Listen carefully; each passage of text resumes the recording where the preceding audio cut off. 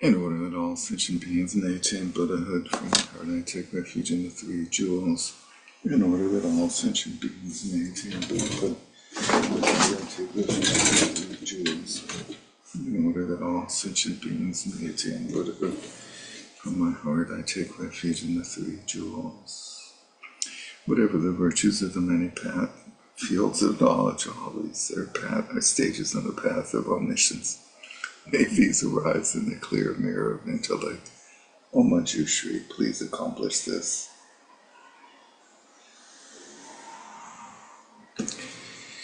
So hot and sticky tonight. Welcome to the August humidity. Maybe I can't hear very well. How's this? Is this better?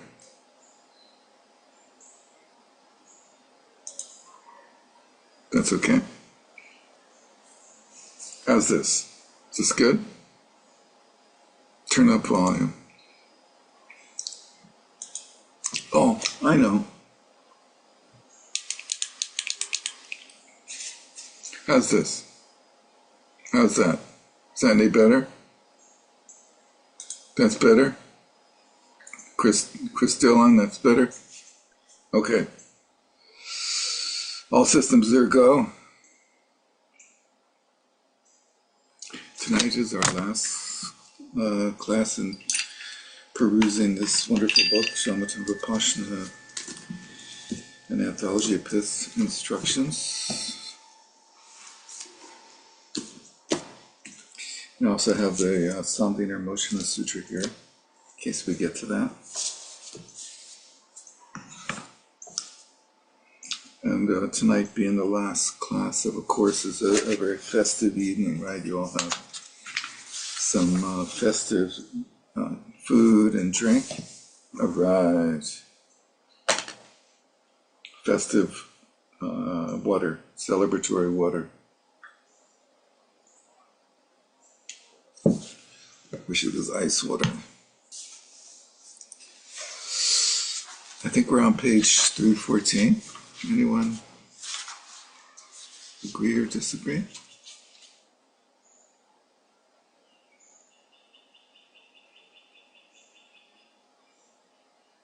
Mary Beth, all right. Thank you. And it's basically the start of this third text by Alan Wallace in collaboration with Ava, Taking Consciousness as the Path, a synthesis of Pith Instructions from our lineage gurus. So 314, all of us space travelers. Space travelers are Dakinis, right? So we're all Dakinis, or directly or indirectly, taking consciousness as our path to shamatha and beyond. So basically, shamatha can be described as taking consciousness as the path. And the path beyond, in this case, is the identification of pristine awareness in the Buddhist tradition. In phase one of the Vajra essence, which is Dujab Limpa's commentary on the sharp Vajra of awareness tantra, the lake-born Vajra, which is the manifestation of Padmasambhava that Dujab Limpa encounters in this terma, teaches the practice of taking the impure mind as the path, as the entryway to the Dzogchen path of cutting through to pristine awareness, which is the first of the two phases of formal Dzogchen practice, the second one being leaping over into spontaneous presence. As taught in the sharp Vajra of conscious awareness, where am I? This is directly parallel, rather, to the practice of taking the aspect of the mind as the path. So all these different terms, basically the same thing. Taking consciousness, taking mind. Slight difference. as taught in the Sharpaj of Conscious Awareness Tantra, also revealed as a terma by Dujin Limpa in its commentary, inserted earlier in this volume. The Lakeborn Vajra describes the culmination of this particular practice for achieving shamatha as follows: O Vajra, mind. So that's Dujin Limpa, his name in this play.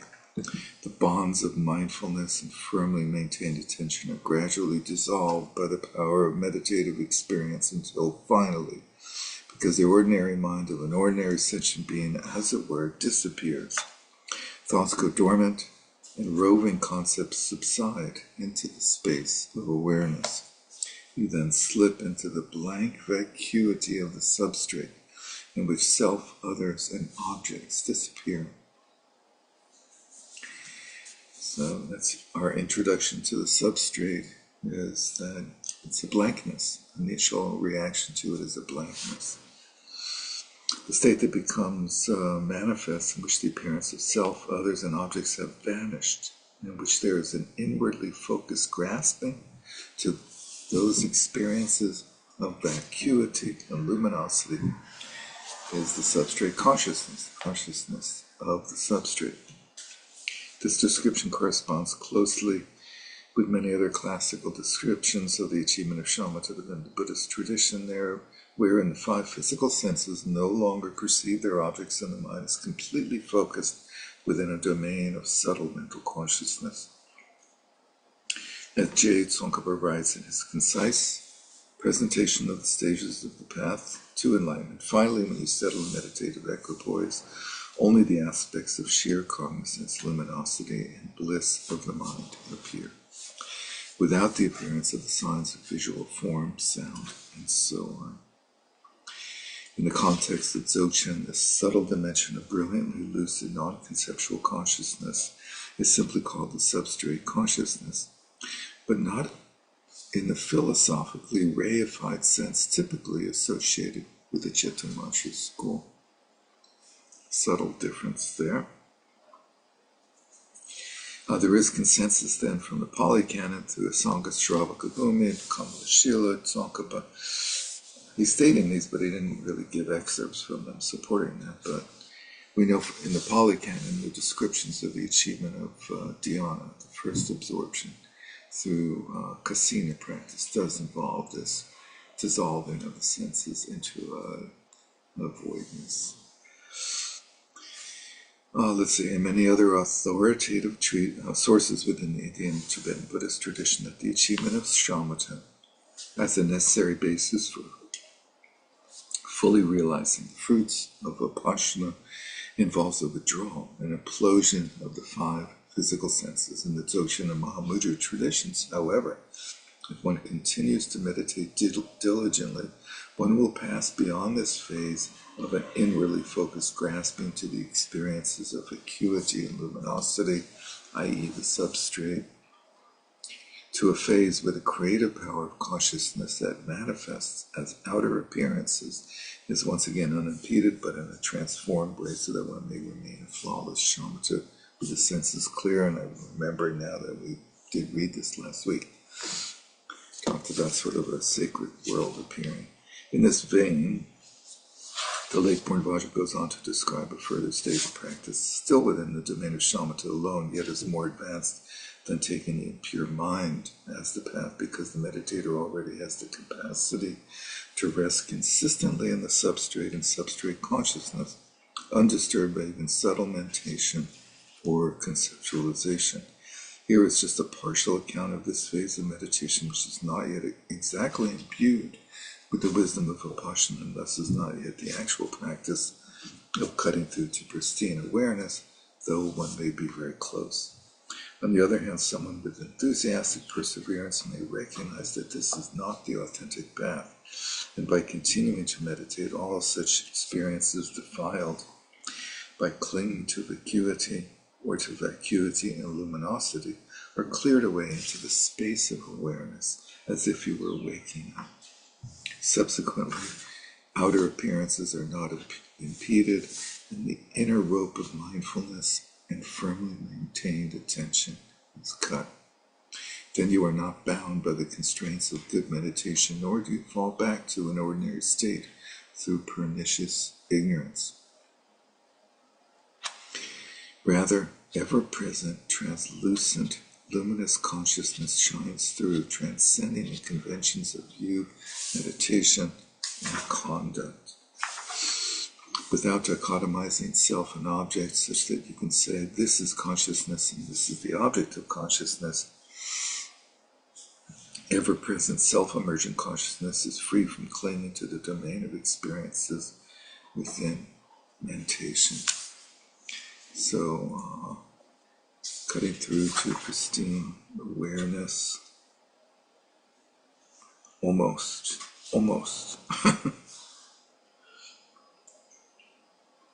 So clearing away the clinging to the substrate consciousness.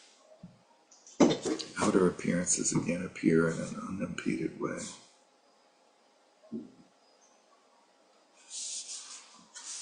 Interesting. The Lakeborn Vajra then makes a crucial distinction between experiencing just this ever-present self-emergent consciousness and actually identifying the ground Dharmakaya, which is pristine awareness. Even though you practice in order to achieve stability in the profound path of this conscious awareness itself, free of conceptual elaboration, if the Dharmakaya, primordial consciousness that is present as the ground of being, is not realized, as soon as you pass away from this life, you will have the power to be propelled to the form and formless realms by virtue of accomplishing shamatha, that usual scheme. But with that alone, it is impossible to achieve the omniscient state of Buddhahood. Once you have identified this path for the first time, if the Dharmakaya, primordial consciousness that is present as the ground, is then identified through the power of intense meditation, this is the path, wisdom, and the creative power of primordial consciousness. This is the path wisdom, the wisdom of entering the path genuinely, which usually means, it's a little unclear what is entering the path. Stream entry in the early tradition, which is equivalent to path of seeing, but it seems to be more like path of preparation in the later tradition. In a consistent theme, even such a marvelous meditation as flawless shamatha that abides with stability in the profound path of conscious awareness itself is necessary but not sufficient for achieving the actual liberating path of dzogchen. For the latter, one must realize the great emptiness of all phenomena and then identify the ground Dharmakaya, which completely transcends all extremes of conceptual elaboration. So one must realize great emptiness of phenomena. Great emptiness usually refers to emptiness that is not a one-sided vacuity, but understands that emptiness and Buddha nature are I can't really say existent, but coterminous. How's that? And then you identify the ground Dharmakaya, the enlightened body of awareness as our fundamental nature, completely transcendent. As tantalizing as it may be to imagine such states of meditation, if one is an ordinary practitioner and not a highly realized being, even before taking birth in this lifetime, one must pass through the preliminary phases, step by step.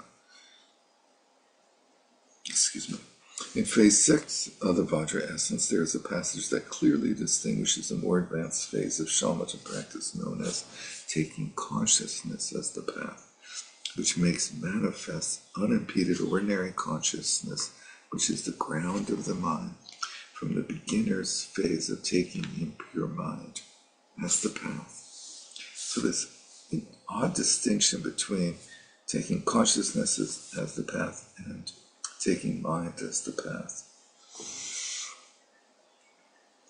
Consciousness as the path makes manifest unimpeded ordinary consciousness.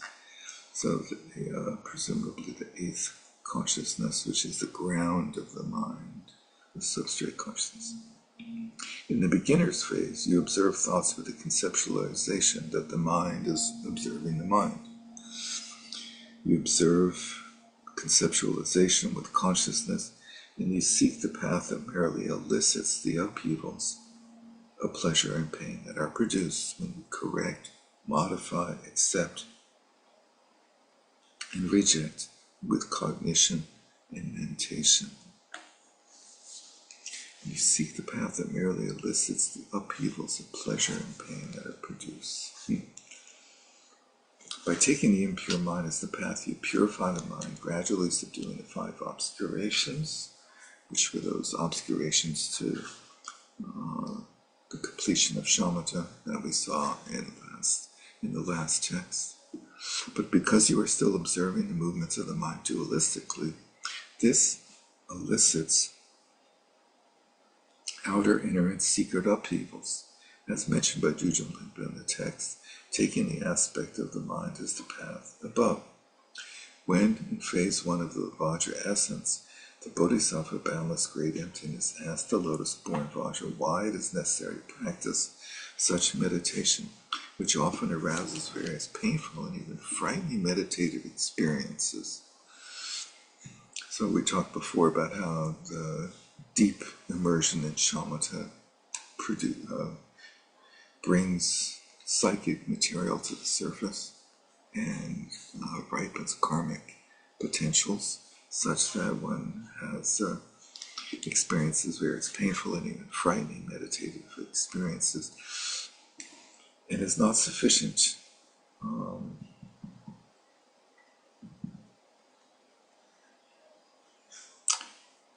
and why such meditation, which often arouses these experiences, is not sufficient by itself for reaching the path to omniscience.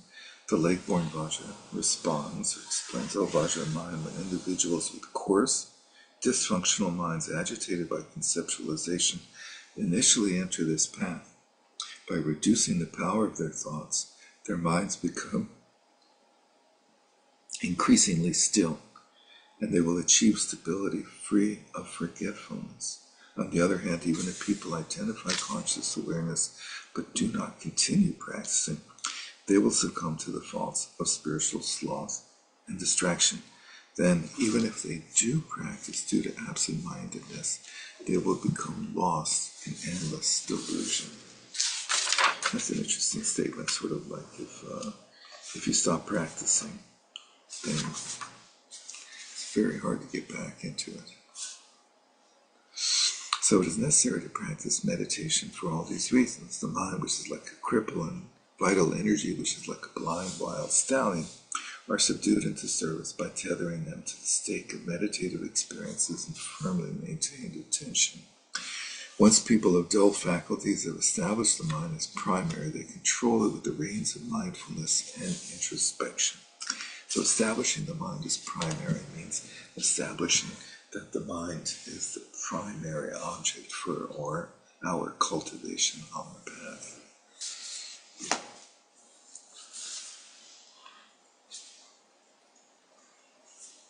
Consequently, as a result of their meditative experiences and familiarization, they will have the sense that all subtle and coarse thoughts have vanished. Finally, a state of unstructured consciousness becomes manifest, devoid of anything on which to meditate. Then, when they come upon pristine awareness, the state of great non-meditation, and their guru points this out, they will not go astray. For this to occur, first you undergo great struggles in seeking the path. You take the movements of thoughts as the path. And finally, when consciousness settles upon itself, this is identified as the path. So, I guess that's how, in this tradition, the entry into the path is being construed. Until path, pristine awareness, or unstructured consciousness manifests and rests in itself. Due to the arousal of afflictive meditation, you must gradually go through rough experiences such as the ones discussed above. So those experiences will happen until mind rests in itself. Thus, one first dredges the impure mind from its depths in order to experience the bliss, luminosity, and non-conceptuality, three main aspects or qualities of the substrate consciousness. Directly, this is equivalent to the achievement of shamatha by other methods, whether in the form of shamatha with a sign or shamatha without a sign.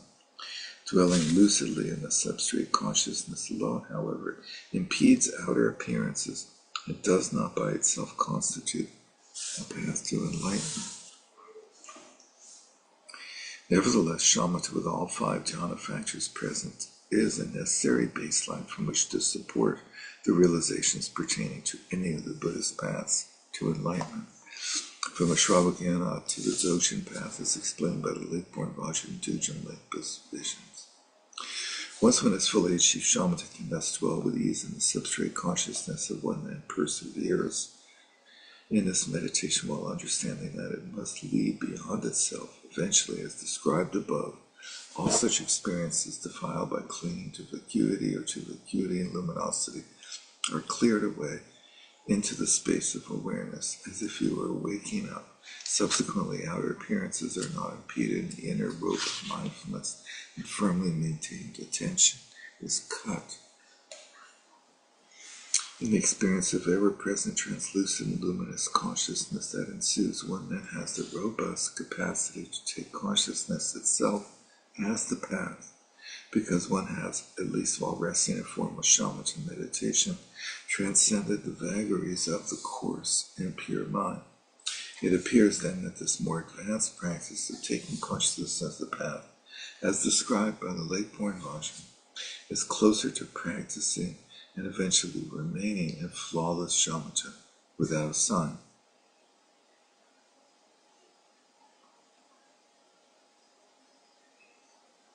As described by Karma Shakti in the context of shamatha alone, yet not yet imbued with the wisdom of Vipassana. While taking the mind as the path is a natural preparation for this, a beginner's method for gradually dissolving the coarse mind into the subtle mind. The late-born Vajra is closer to practicing and eventually remaining in flawless shamatha without a sign, while taking the mind as the path is a natural preparation for this. A beginner's method for gradually dissolving the coarse mind into the subtle mind. Of course, what is known as shamatha without a sign, or sometimes shamatha focused on the mind, is a classical method for achieving shamatha for the first time. So it is not as though you have to wait until you have fully achieved shamatha by another means to practice shamatha without a sign.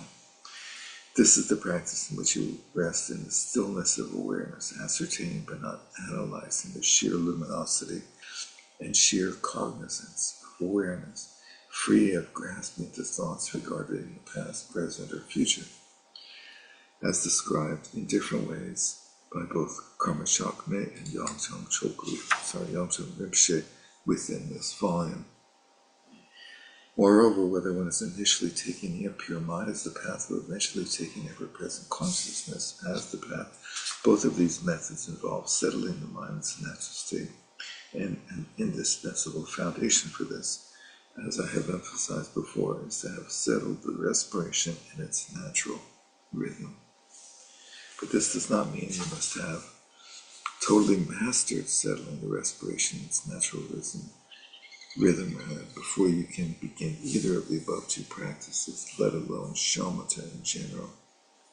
Phase 4 of the Vajra Essence further comments on the early phases of the path, whereby you first arrest and subdue the thoughts aroused by your power energy, by your energy mind, and then relax and let thoughts manifest. This is the phase of alternating between concentrating and releasing, whereby you tame the mind and vital energies which are important. So alternating subduing thoughts, and on the one hand, and then relaxing and letting thoughts manifest on the other. So loosening up on the technique, instead of always dispelling thoughts with labeling. This is the phase of alternating between concentrating and releasing, whereby you tame the mind and vital energies which are together like a cripple riding upon a blind wild stallion. Settling the respiration in its natural rhythm as corresponding to the phase of arresting and subduing thoughts.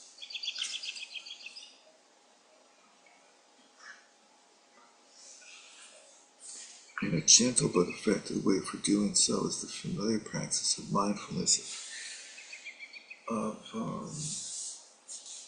breathing as a shamatha practice. In the Mahasatipatthana Sutta, the Buddha explains how much does one abide regarding the body as the body. Here, gone to the forest or to the root of a tree or an empty hut, one sits down, having folded one's legs crosswise, and positions one's body erect. One rests while directing one's mindfulness in front of one, and mindfully one breathes in, mindfully one breathes out. Optimally, sitting with one's leg folded crosswise means sitting in the Vajrasana, or what has come to be known as the full lotus posture. But for many people, this is not comfortable, as Gyaltso Rinpoche comments in his commentary to Natural Liberation, also by Padma Sambhava. By learning about the proper posture with its 7 attributes of Varojana, including folding the leaves in the lotus posture position, you may be thinking, well, that's not only excruciating, but it's similarly impossible for me. Or I have a physical impairment that makes that posture impossible. So does that mean that the meditation is hopeless for me? The answer is no, it is not hopeless. Go ahead and proceed, have faith, do the best you can, and this can lead to perfectly good results. Don't quit simply because you can't sit in that special posture.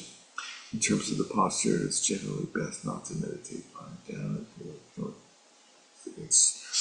In terms of the posture, it is generally best not to meditate lying down if you are alone, if you are prone to laxity and lethargy. Putting myself asleep here with my lethargy, because lying down makes you feel like falling asleep. No kidding. It goes on into this whole thing again. When I was training in Hatha Yoga in 1981 under BKS Iyengar, he told me you're not ready to meditate until you master Shavasana. This was the culminating asana of all those he taught, and I surmised that mastery of it also entails having settled both the body in its natural state and the respiration in its natural rhythm.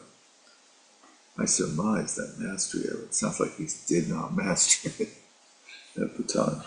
Indeed, as Gyaltso Rinpoche commented, lying in the supine position for sustained periods can be challenging for people who are prone to laxity and lethargy. After all, we habitually associate this posture with spacing out, daydreaming, and falling asleep. But meditating on Shavasana is a useful skill to develop even during short sessions. In this posture, resting your body like a corpse in a chanoband, you can relax all the muscles in your body, and this facilitates your ability to breathe effortlessly with a deeper and deeper sense of relaxation, thus allowing the respiration to settle in its natural rhythm. This posture of utter ease can also help you to release grasping to the very notion of having a body more rapidly than in other postures. The great Dzogchen master Nichiren Sanji Yeshe, who lived in the 9th and 10th centuries, says the following regarding posture in the context of Hatha Yoga, or Dzogchen. So I thought maybe this summer we could all try meditating in a supine position.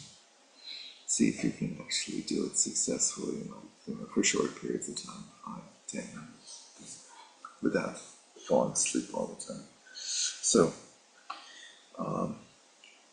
So a lot of this is about Dzogchen, the context of Dzogchen and practices of Dzogchen.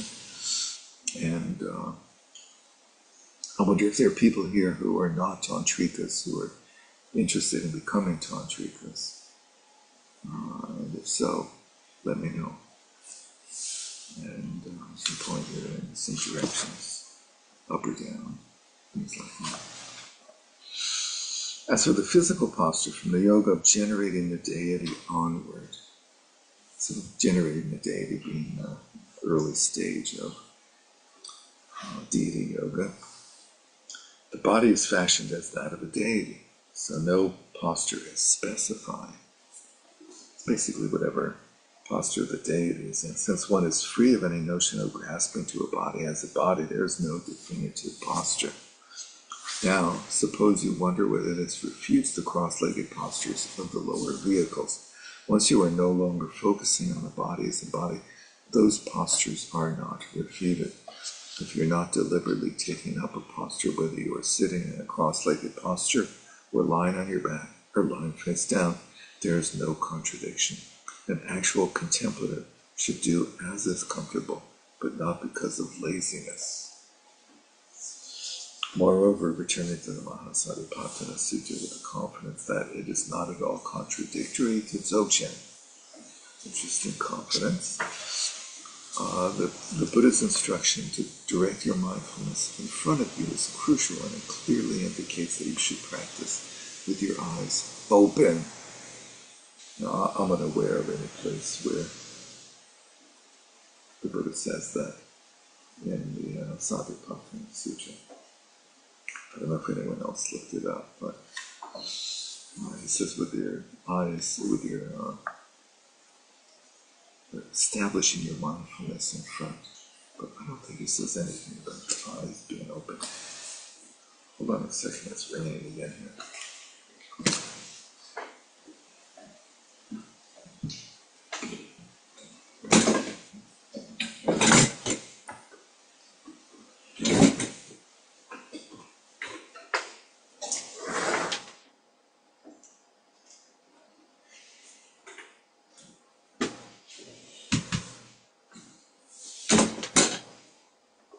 You demonstrating the laying down posture? Hilarious. Eric, could you check your sound settings? Are you still on original sound by chance? Okay, audio settings. I'm on low, faint background noise. Still not working well, is it? It's the background noise is a little stronger than low. I just wondered if you would, if it. Yeah. How about I'll just turn this guy off? It's actually quite lovely to hear the birds, but How's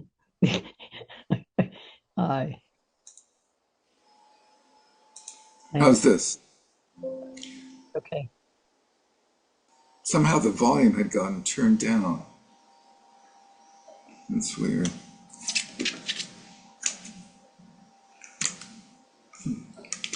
Anyway, it just makes it easier for me to connect with you guys, but that's okay.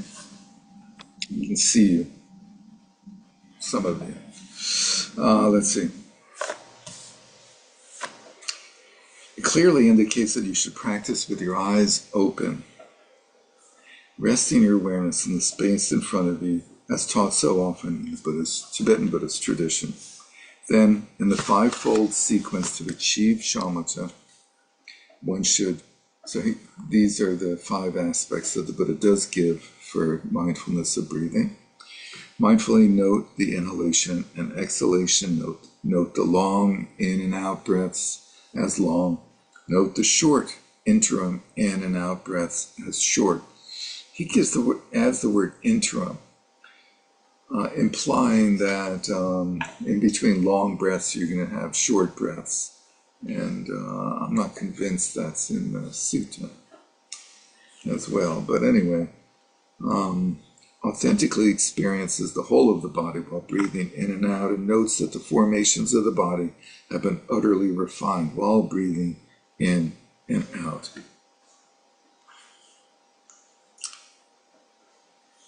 He's extrapolating in an interesting way. We should take a look at that sutra. In the Shravaka context, authentically experiencing the whole of the body entails viewing it as impermanent, unsatisfying, and neither I nor mine, the 3 marks. while in the context of transcendent wisdom, one views it as empty of inherent existence, the fourth mark added by the Mahayana. So the tactile sensations throughout the body are perceived as empty appearances arising in the space of awareness. Through the practice of mindfulness of breathing, during which the respiration settles ever more deeply into its natural rhythm, the formations of the body, namely the tactile sensations throughout this space, become more and more refined until finally they dissolve into the space of awareness as one's mind dissolves into the substrate consciousness. Robert. This is reminding me of that Dzogchen instruction we got in the last class, where on the in-breath you imagine emptiness of mind, and on out-breath you emptiness of body. Yeah, it sure does, doesn't it? It sounds like he's actually describing how to do that. And he's overlaying it onto the Satipatthana Sutta. Interestingly. Yeah, I see. So you're saying, okay, he presented that and now he's giving a little more information on how to do that. This whole thing about the formations of the body, the tactile sensations becoming more and more refined until they dissolve into the space of awareness. Yeah, so he had on the out-breath, we connect with the emptiness of awareness, and on the in-breath, the emptiness of the body. Is that how you guys remember it? No, it was the other way. On the in-breath, it's emptiness of mind, and on the out-breath, it was emptiness of body. Thank you. And also in the first presentation, he was said at some point, though, they're going to blend together and just become one big emptiness. True. Yeah.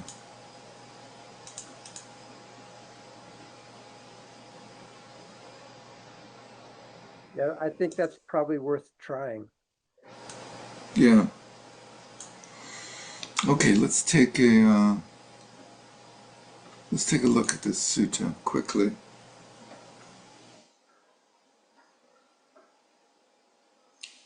If I can open it quickly.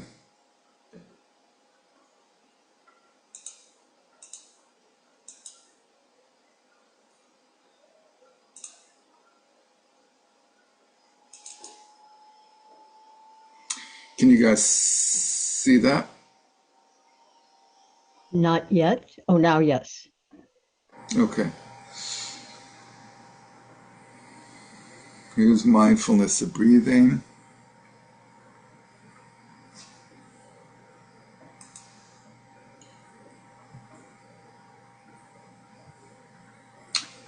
Sits with his legs crossed, keeps his body erect, his mindfulness alert. Ever mindfully breathes in and out. Breathes a long breath. Knows I'm breathing a long breath. Knows I'm breathing a short breath.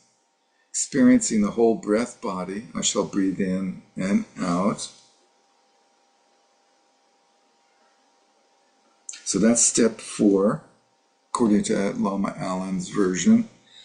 Calming the activity of the body is number 5. I shall breathe in and out.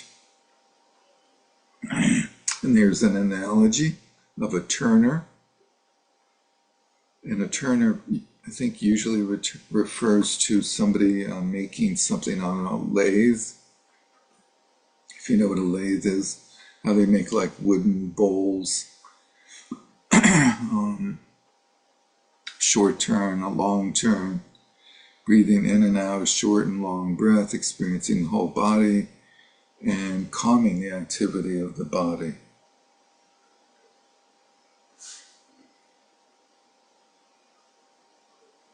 So he lives contemplating the body and the body internally or externally, or both. He lives contemplating origination factors in the body or dissolution factors in the body, or both. And his mindfulness is established with the thought the body exists to the extent necessary just for knowledge and mindfulness, and lives detached, clinging to nothing in the world. Thus, a monk lives contemplating the body. So interesting to see this extrapolation, and be interesting to see if he's looking at some other version or something, or presumably he's basing it on a commentary that his teacher, when he lived in Sri Lanka, Ananda Garba Bodhi or something, Ananda Garba Maitreya Bodhi, I can't remember his teacher's name, but he did study with a Theravada Sri Lankan teacher for like 5 years or something in Sri Lanka. So anyway, coming back to the text, long before that point, so long before the point of dissolving into the space of awareness as one's mind dissolves into the substrate, when the flow of the breath is rhythmic, shallow, and almost imperceptible. And he often emphasizes this idea that when we settle deeply into meditation, the breath becomes shallow. It's not these long, deep breaths that sometimes we associate with deep meditation, but it's a very shallow, soft breathing of approximately 4 seconds per cycle, yielding about 15 breaths per minute, if I have my maths correctly figured out. Let's see. When the breath is rhythmic, shallow, and almost imperceptible, the thoughts aroused by your energy mind will not be so obsessive and compulsive, that sounds good, that you involuntarily appropriate them and can observe them only retrospectively after your awareness has already been set in motion by them. By now, at least temporarily, the mind has been sufficiently tamed for you to be able to observe thoughts the moment they arise, without ever appropriating or thinking them, thus observing the movements of the mind from the perspective of the stillness of awareness. So from session to session, I encourage you first to subdue thoughts by settling the respiration in its natural rhythm by means of mindfulness of breathing. Then, when the breathing has settled and the mind is relatively calm, you may continue in mindfulness of breathing to the full achievement of shamatha, if you can, or else you may take either the mind as the path or consciousness as the path, that is, practicing shamatha without a sign.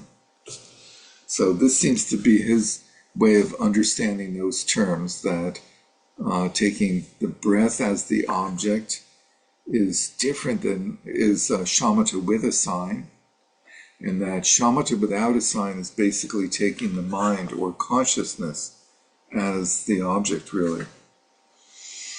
Even though the substrate consciousness will not become fully manifest until you first achieve shamatha, you may still take an approximation of making ever-present consciousness manifest as the path to actually doing so. If you do decide to take either the mind or consciousness as the path to shamatha, whereby ever-present consciousness will become fully manifest as a result, the first step is in either case to clearly experientially identify the nature of the consciousness of the present moment. In order to take it as your object, that sort of makes sense, that you need to identify it.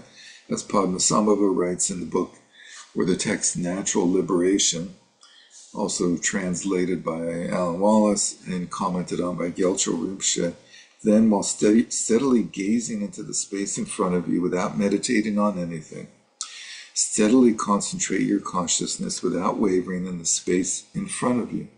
Increase the stillness and then relax again. It's an interesting phrase. Increase the stillness and then relax again.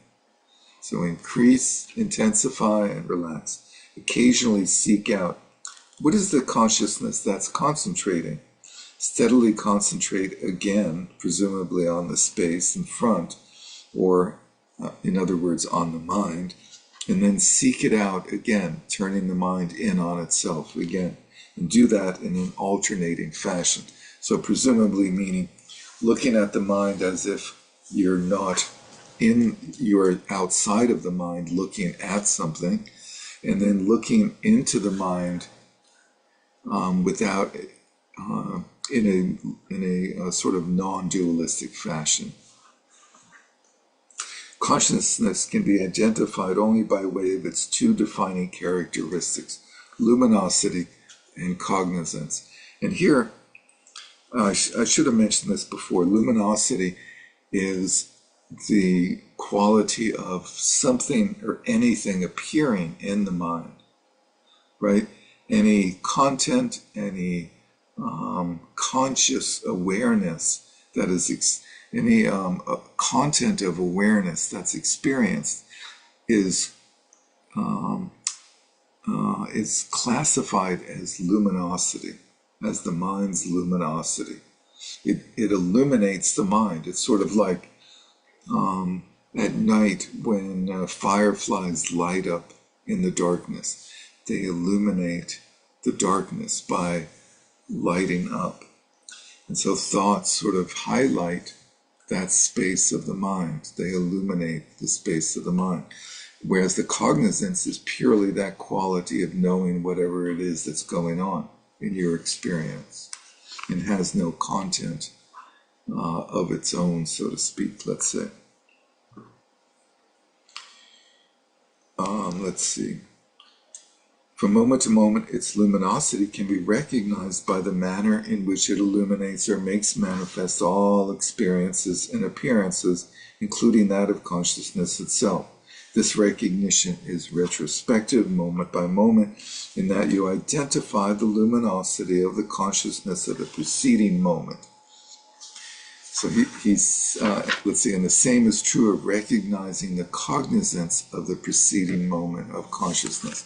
So you recognize these two factors, these two aspects of consciousness, luminosity and cognizance of the preceding moment. So they've already occurred, and you're looking at something that only exists in your memory at that point. And he's asserting this because he's of the view that you can't see the present moment, I guess. So in effect, you are continuously looking in the rear view mirror at the previous moment of consciousness, rather than there being any single present moment of consciousness that is directly reflexively aware of its own luminosity and cognizance. And this seems to be the result of Alan Wallace being sort of coming from the Gelugpa tradition that holds firmly that reflexive awareness is not possible.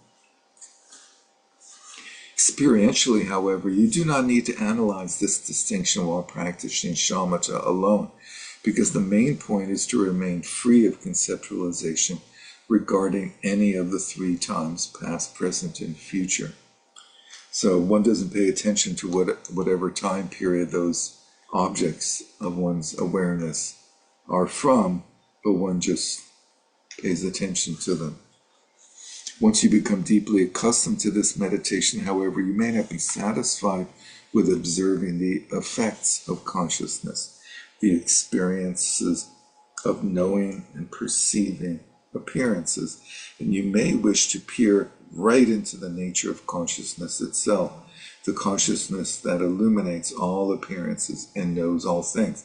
Oh, so he is getting to reflexive awareness, just another step.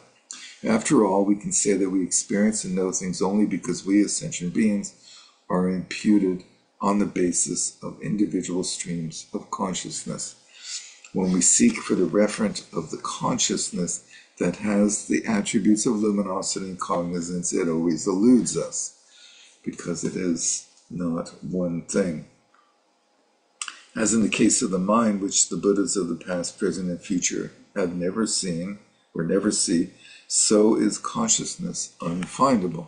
That which is unfindable in principle, never witnessed even by the Buddhas, cannot be said to exist. But that which makes manifest all appearances and knows all things can hardly be determined not to exist either.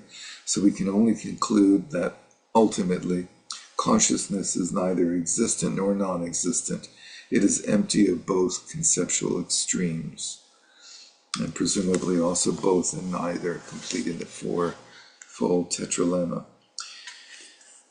Derek? Yeah. So this last step that you just read sounds suspiciously now like Vipassana. Yeah, looking at the nature of the mind, definitely. Right. The one before sounded like Vipassana to me, but then I realized, oh, that's just identifying the object of shamatha in a way. It's like finding the breath. It's like, well, here's what consciousness looks like. Now it's saying, look at the nature. Maybe this is this just the Dzogchen way? Somehow the Vipassana keeps sneaking in everywhere, or I don't know that it keeps sneaking in, other than the fact that he hasn't really clarified that. But the fact of understanding the empty nature would definitely be an indication of Vipassana. Whereas before, as he said, it was basically just that shamatha of without a sign. And it was still a sort of shamatha-like experience. And now there's a recognition to it. He does talk about Vipassana later on, but he doesn't identify this as it, but it does seem to right, be that. right. That's why I was. Yeah. I don't know. Anyone else? Any thoughts? Well, that meditation practice is like is a sort of a Vipassana too, with the in breath and the out breath on emptiness. I mean, there's a slight analysis happening there too. Is there analysis happening? Well, I mean, there's a flash on previous analysis. Maybe he's Interesting. Yeah. trying to get the experience, not the analysis.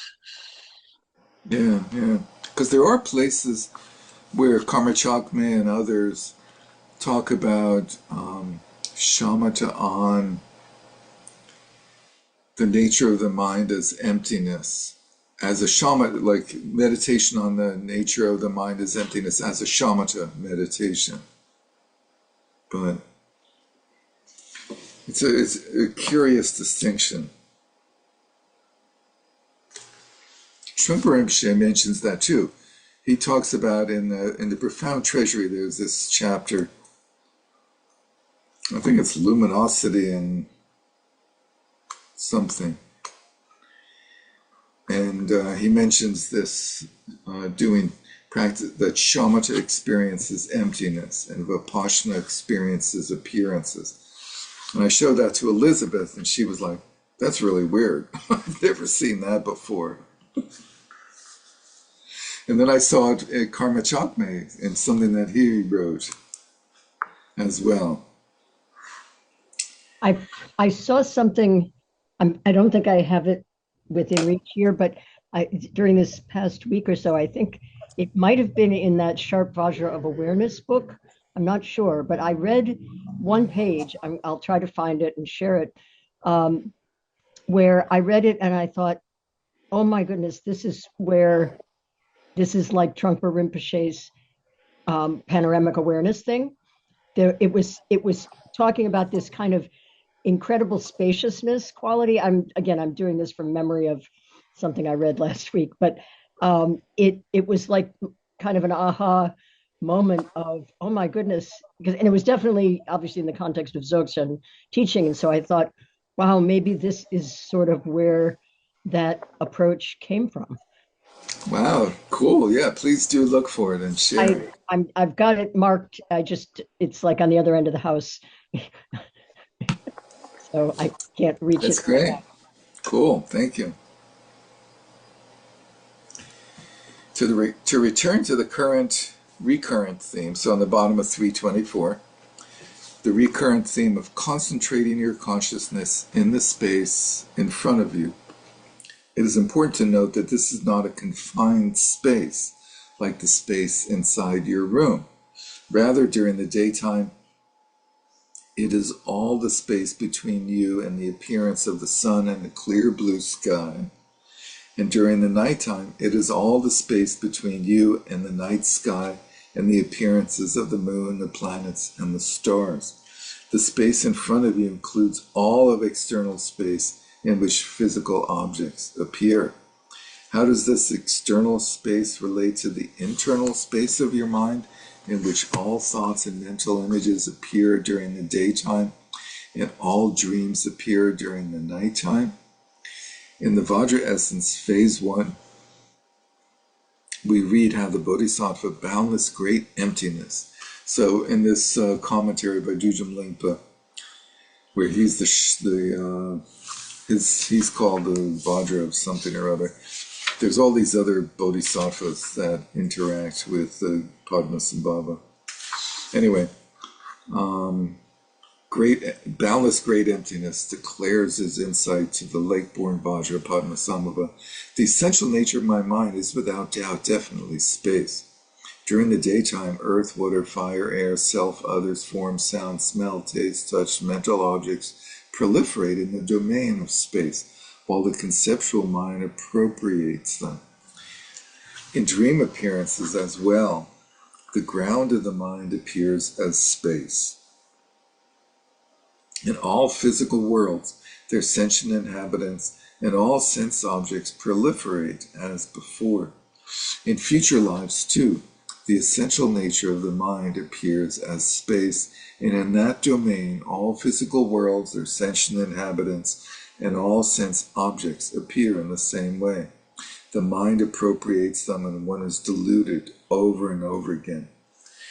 This is an interesting presentation, and it could possibly be the slant of how it's translated, but it does seem to be the sort of prasangika, the Galukpa prasangika madhyamaka way of saying that objects exist. And, he says there are these objects and the mind appropriates them, as opposed to saying the mind projects objects onto its own radiance, which would be more of like a Zhentong way of describing, I think, the same thing. Moreover, it is the luminosity of space.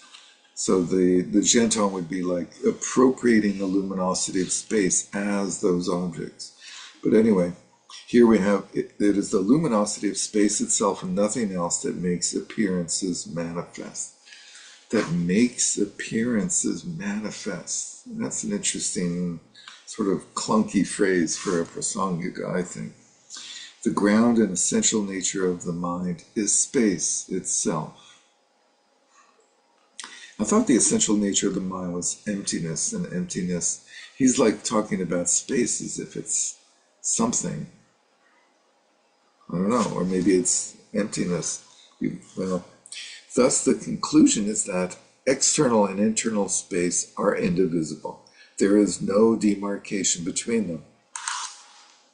The Bodhisattva, boundless great emptiness, declares this point further. While space is not other than its luminosity, and luminosity is not other than space, the actual nature of the mind, of the very essence of radiant luminosity, is experienced as self and others by the power of contributing circumstances. So, space and luminosity. Normally we see space as the nature, or the essence rather, of mind, emptiness, and then luminosity as the nature. And here these are being equated, which we also saw in like Moonbeams of Mahamudra in the section on pointing out the connateness of mind. There's he says, and some traditions talk about the mind's essence as empty and its nature as luminous, and some reverse that. And they're pretty much the same thing. Let's see. While space is not other than its luminosity, and luminosity is not other than space, the actual nature of the mind, of the very essence of radiant luminosity, is experienced as self and others by the power of contributing circumstances. It is precisely because there is no inherently existing subjective consciousness in here that is illuminating and knowing appearances over there that it can be said that appearances are self-appearing and self-knowing. Oh, that's his reason, okay. The act of appearing occurs right where the appearance is, within the limitless space of awareness. The act of appearing occurs right where the appearance is, within this limitless space of awareness. It's an interesting phrase. So appearances do not really exist objectively out there. Okay, and consciousness does not really exist subjectively in here either. As we saw in his great commentary to Mingyu Dorje's Buddhahood in the Palm of Your Hand, also translated by Alan Wallace, Karma Chakme cites the Vairochana Abhisambodhi Tantra. Whatever is of the nature of space is of the nature of the mind. Whatever is of the nature of the mind is of the nature of enlightenment. O Vajrapani, thus the mind and the domain of space and enlightenment are non-dual. There's three things there, and he says non-dual as if there were two. Does that seem weird? Well, he might have been saying, thus the mind, item 1, and the domain of space and enlightenment as item 2, being non-dual. I don't know. That's another way to read it. Good. When consciousness appropriates thoughts and images pertaining to the 10 directions and the 3 times, it seems to move in conjunction with those roving concepts. But this is an illusion. The substrate consciousness which pervades the substrate, the space in which all inner and outer appearances arise, illuminates all appearances, but it never merges with them, and never really moves, not even from one lifetime to the next. It is in this dimension of consciousness that we seek to rest when taking consciousness as the path. As a preparation for this, the lake-born Vajra explains in phase 1 of the Vajra essence, remaining still without thinking of anything is called stillness in the domain of the essential nature. The various thoughts that move and arise are called movement. Not letting any thoughts go by unnoticed, but recognizing them with mindfulness and introspection is identified as awareness. This is exactly the practice of identifying the triad of stillness, movement, and awareness that Lama Neljorpa taught to Tsongpa Karma before his sealed retreat. Cynthia. I'm a little curious about the part, and I probably should read it 5 times first, but where he talks about the space in which appearances arise illuminates all appearances, but it never merges with them. And I'm curious because, with the analogy of water and waves and all these millions of other analogies, and also just the way Longchenpa usually talks about, nothing is outside of fundamental awareness. And so this notion that there's something about merging, when usually there's the sense that there's no separation between that. You know what I mean? Yeah, I'm with you on that. Whenever that happens, so as you were saying that, I was trying to figure out, is there some other way that it could be translated that doesn't have that problem or that issue, So, the substrate consciousness which pervades the substrate illuminates all appearances, but it never merges with them. Yeah, that's a good point. So it's like it's saying it's more like a mirror. A mirror is not separate from the images, though. Right, Thank but you. it's Yeah. also, well, it is. It's just reflecting them. It doesn't merge with them. Well, they don't exist outside of the mirror. Right. Do appearances exist outside of the substrate? He's implying that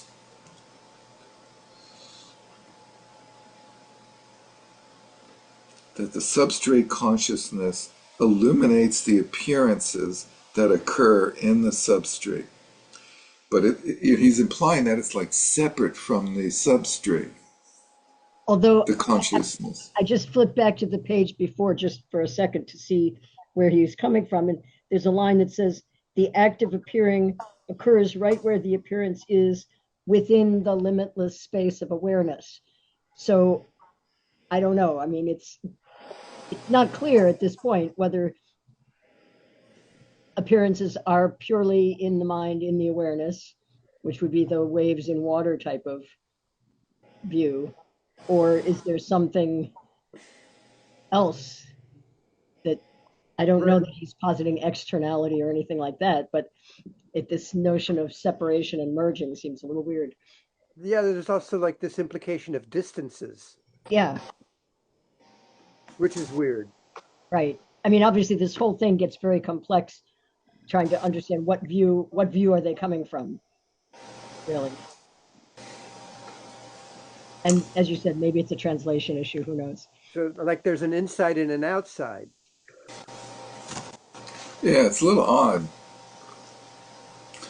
So, the practice of taking the mind as the path, as a seamless route to taking consciousness as the path, is essentially very simple.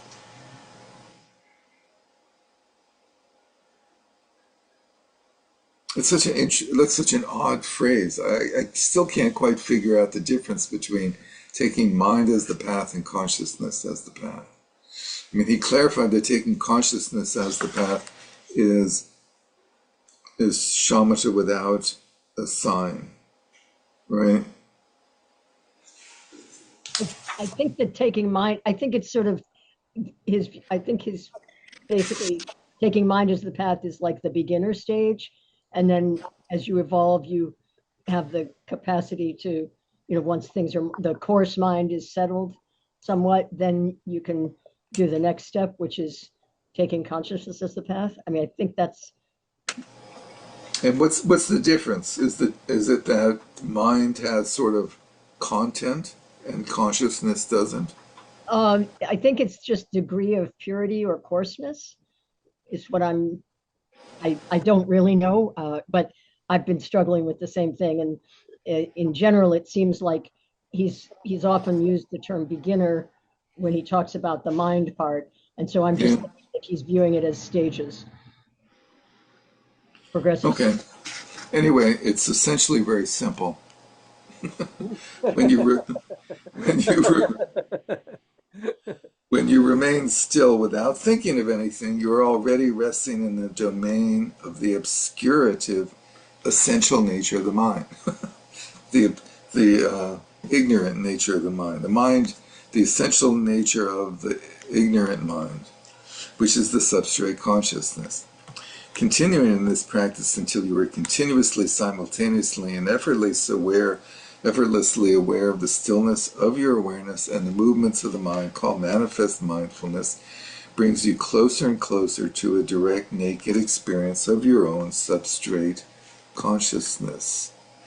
When all outer appearances of your environment and all inner mental appearances subside into the substrate, inner and outer, I can't understand what that means in this context. Anyway, you achieve the third kind of mindfulness called mindfulness devoid of mindfulness. As boundless great emptiness states in phase 1 of the Vajra essence, once lucid, clear consciousness has entered the central channel, the domain of pervasive empty space. just to confuse things a little more. When it is directed inward, so when that consciousness is directed inward, all appearances and mindsets I would love to know what that's a translation of. Mindsets disappear as they completely dissolve into an ethically unspecified pervasive vacuity. It's ethically unspecified, which is an alternate translation for what's usually referred to as ethically neutral, or anyway, pervasive vacuity. The final step on this path is inverting your consciousness in upon itself, which I guess didn't happen in the last sentence. Consciousness has entered the central channel when it's directed inward. Maybe he's explaining that. The final step in this path is inverting your consciousness in upon itself, self-illuminating mindfulness, and that is when you will have fully achieved shamatha. At that point, you are actually ready to take ever-present consciousness as the path until your realization of Vipassana. So he didn't talk about specifically like when did Vipassana start? When did it progress? He's been focusing primarily on identifying shamatha. But here we see that Vipassana has been going on for some time. You are actually ready to take ever-present consciousness as the path until your realization of Vipassana has progressed to the point where you can establish the actual nature of the ground of being by way of the view.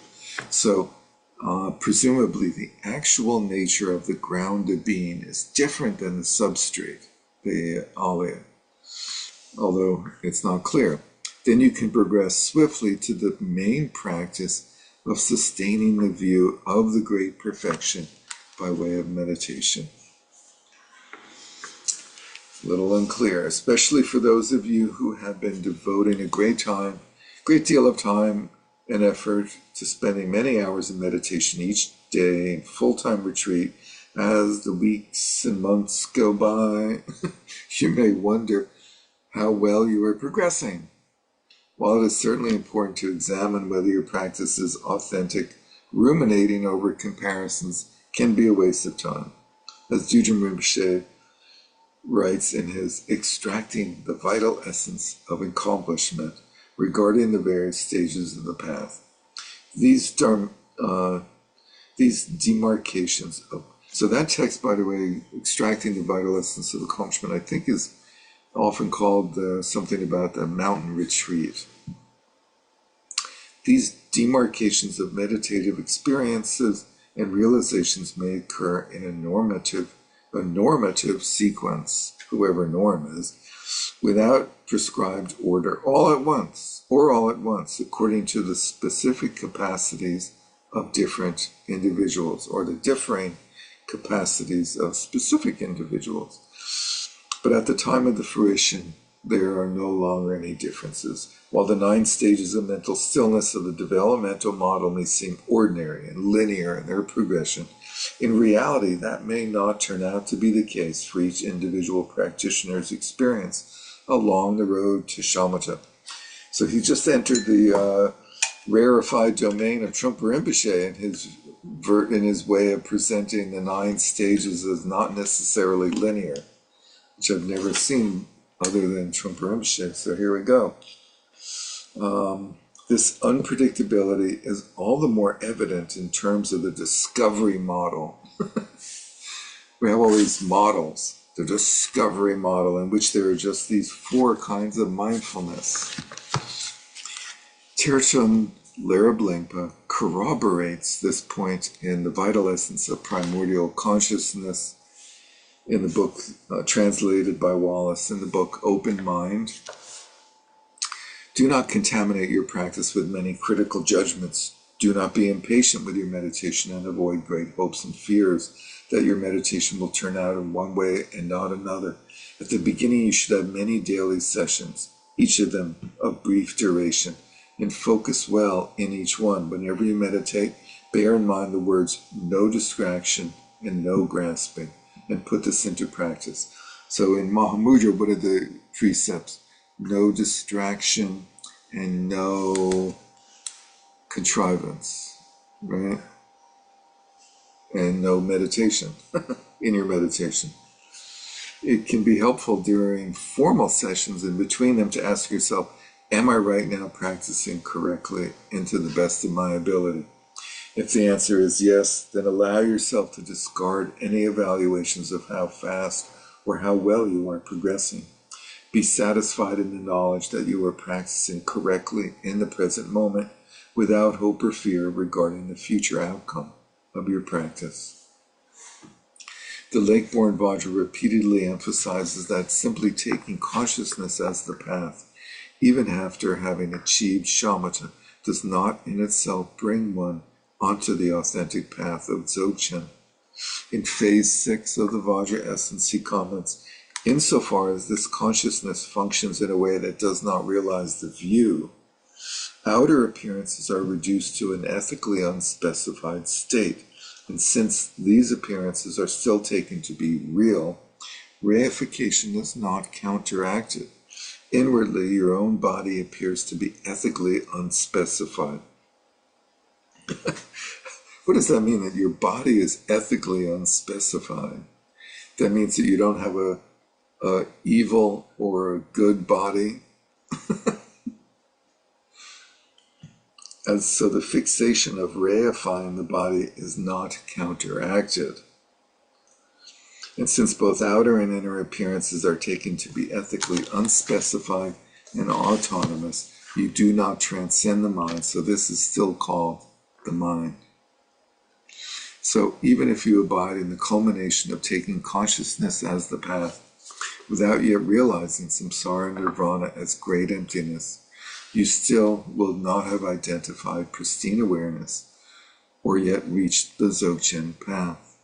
But the purification of the mind that takes place through traversing the path to shamatha is the immediate prerequisite to first identifying unimpeded conscious awareness, then realizing the empty nature of the mind, and finally to making manifest, as the Lake-born Vajra says, the originally pure ground, self-emergent, lucid, clear, non-dual primordial consciousness. Once you realize the great emptiness of all phenomena included within samsara and nirvana, then you can identify the Dharmakaya, primordial consciousness that is present as the ground, and this will constitute the path wisdom and the creative power of primordial consciousness.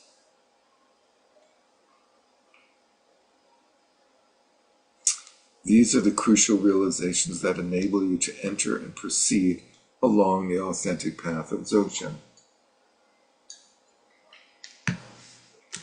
Nonetheless, we must begin where we are. As we have seen, Karma Chakme concludes his presentation on shamatha with the words, once you have cultivated shamatha by itself, then the greater the shamatha, the greater the creative power and fine qualities of vipassana.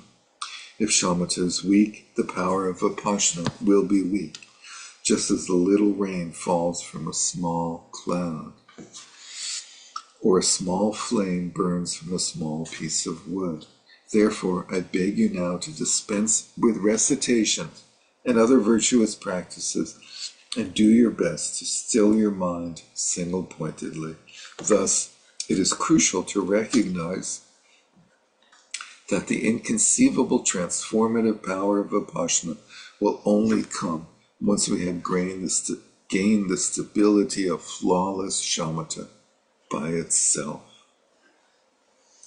So presumably this means the sort of completion stage of vipassana, and that non-complete vipassana begins much earlier.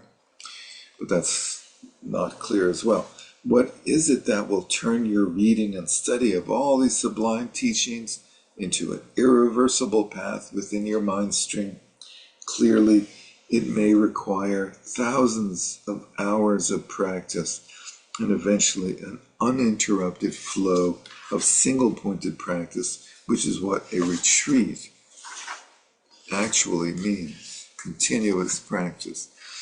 But whether you are preparing for a short-term or a long-term retreat, it is of the utmost importance not to allow an ordinary goal-setting state of mind entangling you in a mesh of hope and fear to infect your aspiration and intention to come to the culmination of the 9 stages of shamatha or the 4 types of mindfulness, much less to achieve realizations of uncontrived bodhicitta and direct insight into emptiness.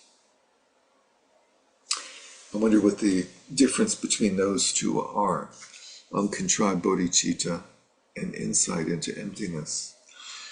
These stages of spiritual evolution must arise naturally out of an unshakable intention to emerge from the habitual patterns of samsara and to transform your mind stream, no matter how long it takes, so that you may become a suitable vessel for all the realizations of the path to enlightenment, thus gaining the transcendent, omniscient capacity to be of ultimate service to all sentient beings. So remain steady, study carefully, practice constantly, and never give up. That's fun. That's sweet, isn't that? Ending with like that little pep talk thing. What a guy, cheering us on. Thank you, Lama Allen and Ava. Thoughts, comments, questions, ideas?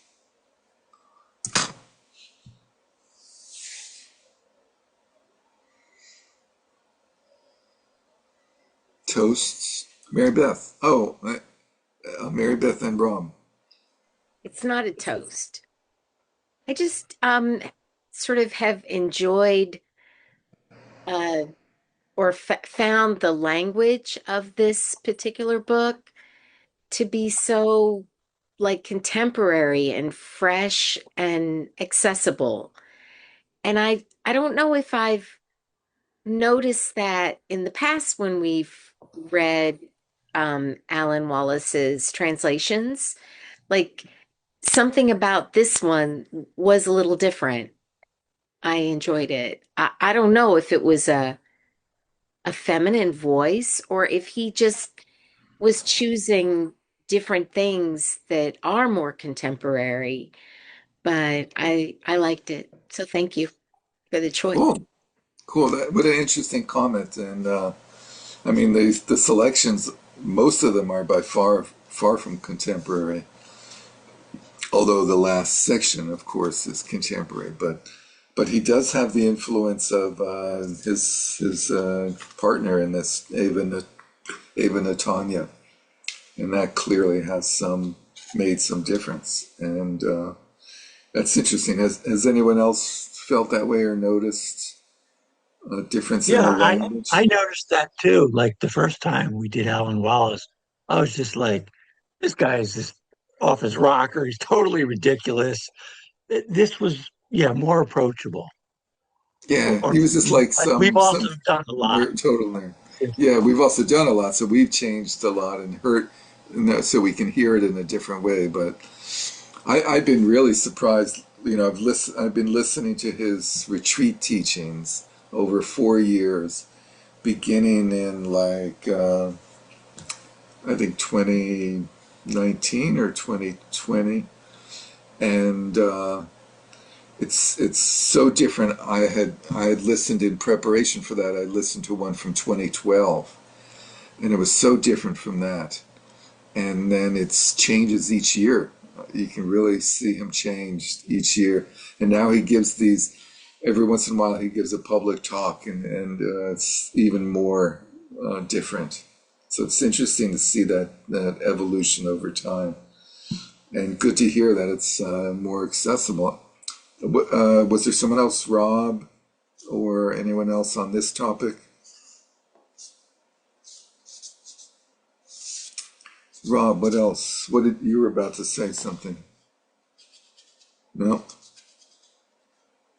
I really enjoyed this. I thought this was helpful, and I think it has a lot of great uh, commentary on how to practice. Uh, it it it strikes me that how the path is sort of self-perpetuating in a sense, and that you kind of have to trust that. Um, that because it's not really you doing it. And that's what the exhortation at the end kind of.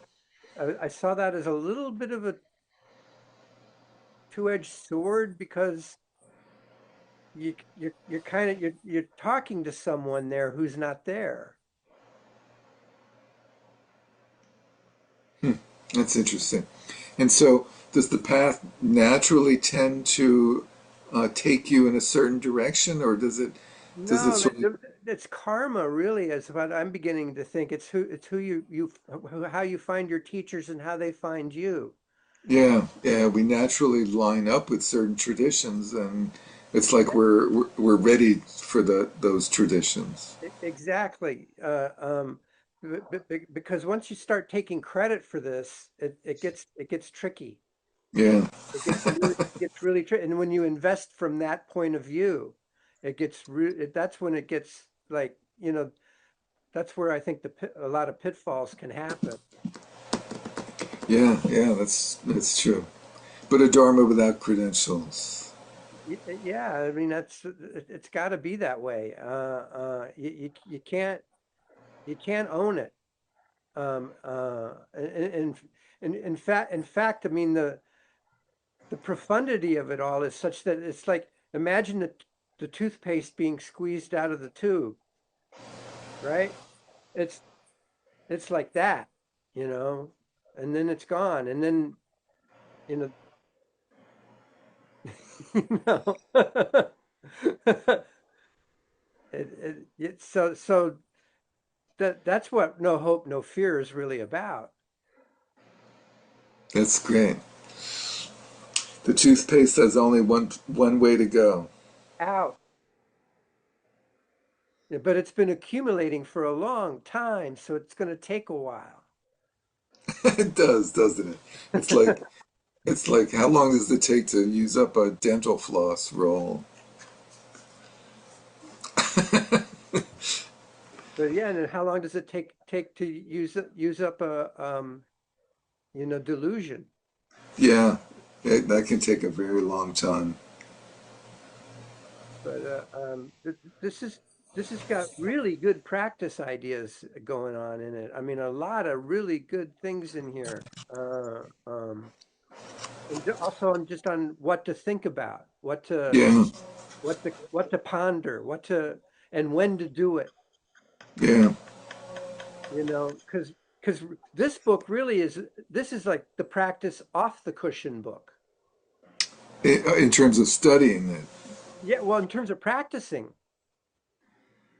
in terms of like you're doing your analysis off the cushion, Yeah, that's true. right? And then in the last couple of pages, all the space that you're contemplating is the space that you're in as you're walking around. That's the sacred world right there. But but most of it is focused on the cushion stuff. Well, that's where it comes to a point, but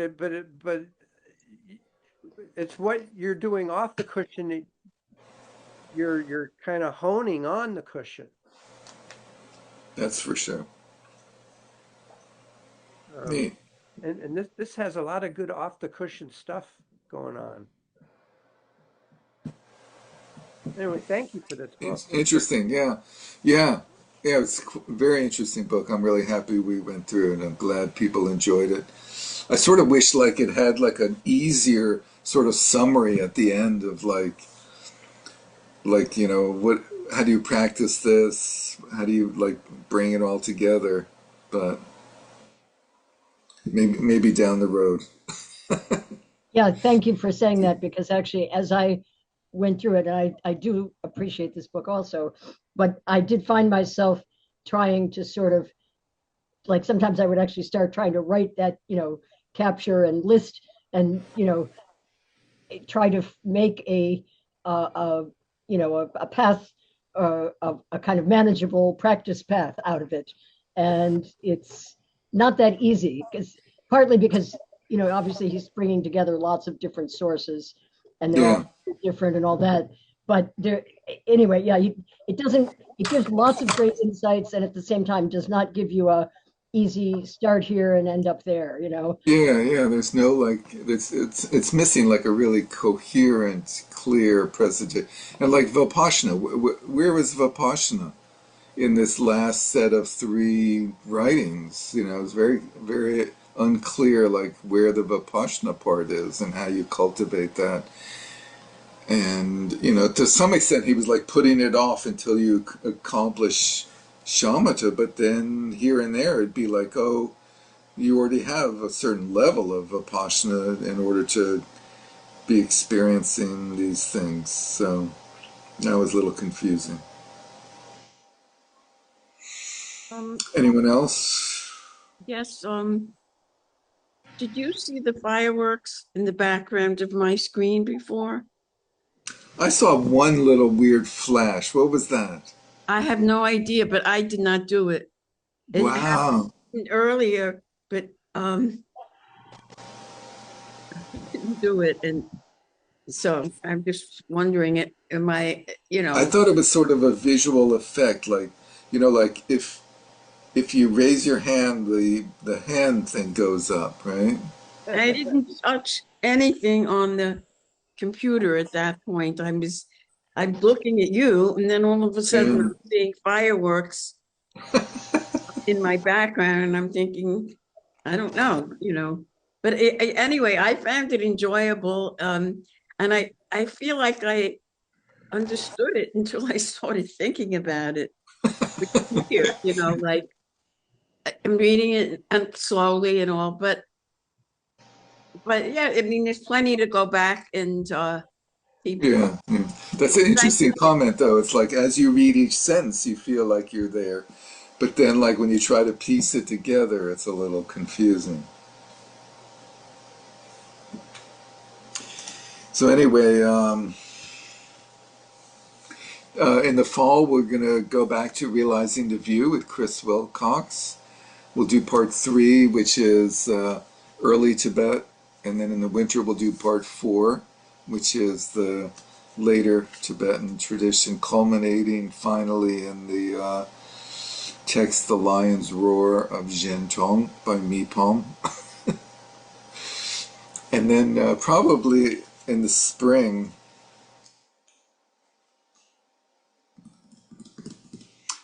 maybe in the spring we'll go through the Samdhina Moshana Sutra.